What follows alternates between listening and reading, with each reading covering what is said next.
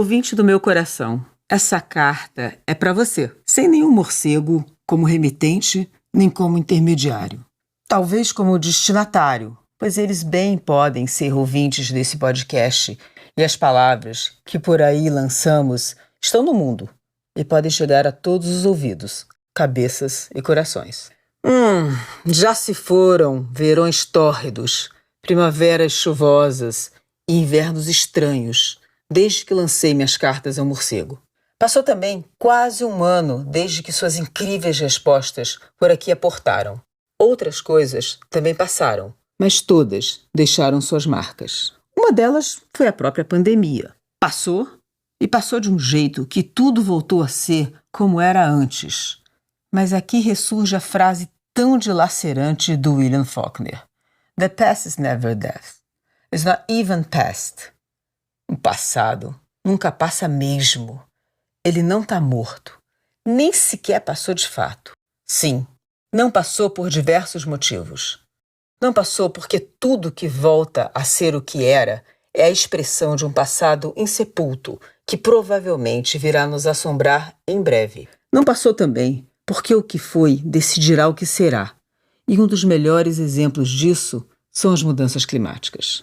É o que fazemos e o que estamos fazendo há muitas décadas que preparam a transformação desse planeta convidativo para a nossa espécie em um mundo hostil.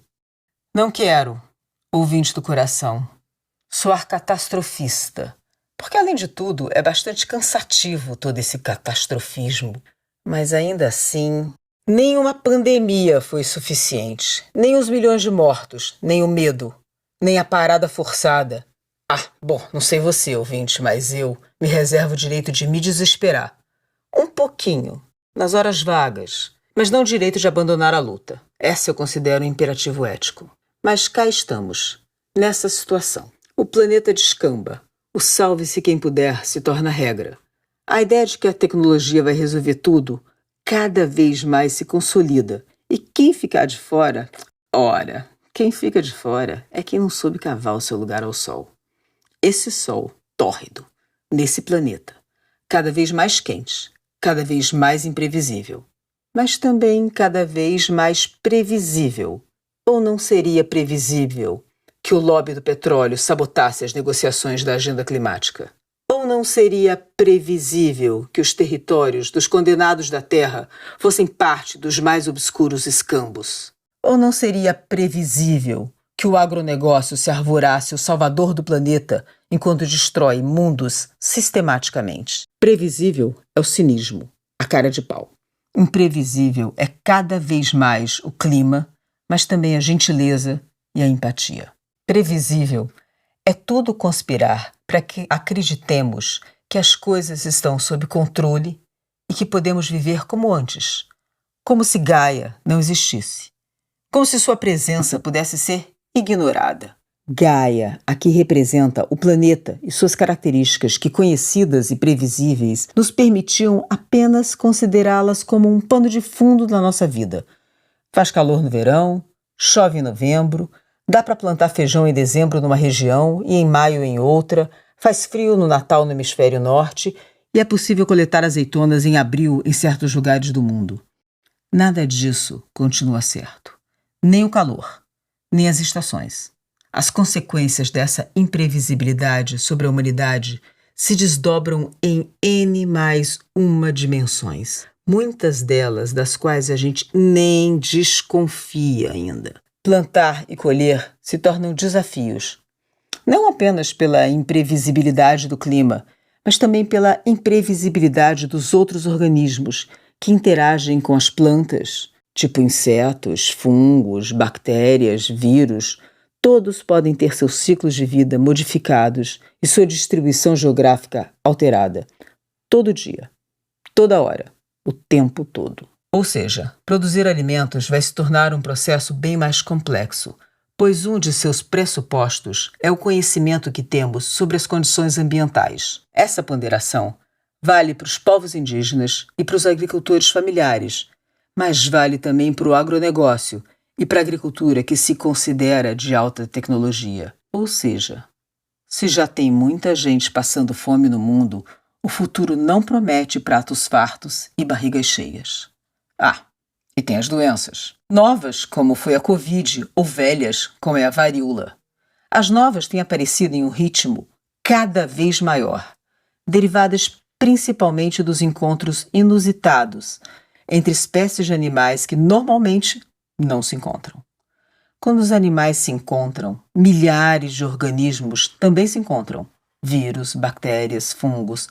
Cada um de nós, animais, carrega consigo e em si um enorme conjunto de micro-organismos. É desse encontro que novas doenças podem emergir. E agora, com a crise ambiental, há cada vez mais desses encontros. O desmatamento empurra animais para lugares onde eles se encontram com outros com quem nunca antes haviam se deparado. A pecuária leva animais para áreas onde eles não existiam naturalmente e com eles milhares de organismos prontos para se encontrarem com outros micro-organismos de outros bichos. Enfim, uma salada geral que é temperada e piorada pela emergência climática, que também desloca animais, produzindo encontros de mundos de micro-organismos e fomentando a emergência de novas doenças.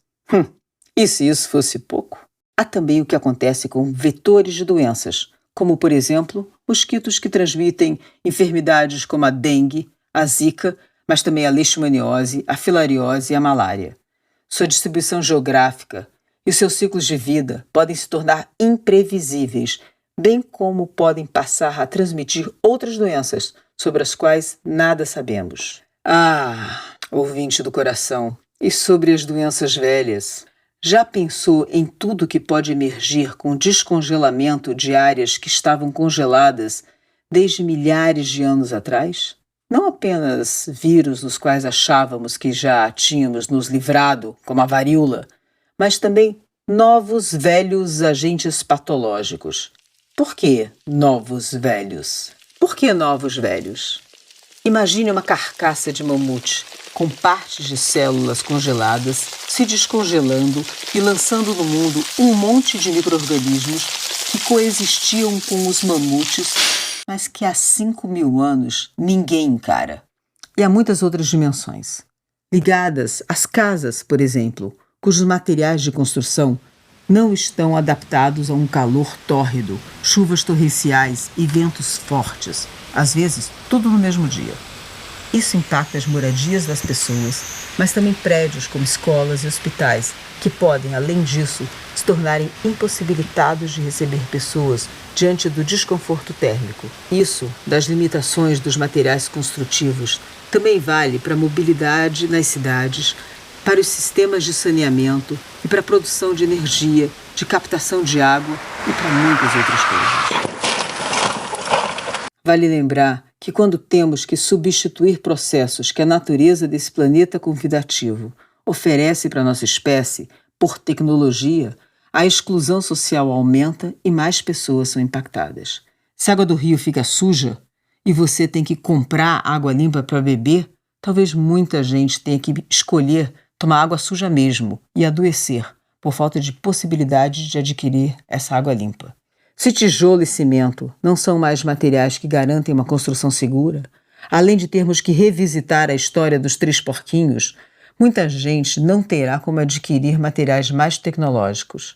E vale ainda, claro, lembrar da Covid. Quando nossa intrincada rede de biodiversidade falha em nos proteger de novas enfermidades, vemos que essa imunidade precisa ser adquirida por meio de vacinas.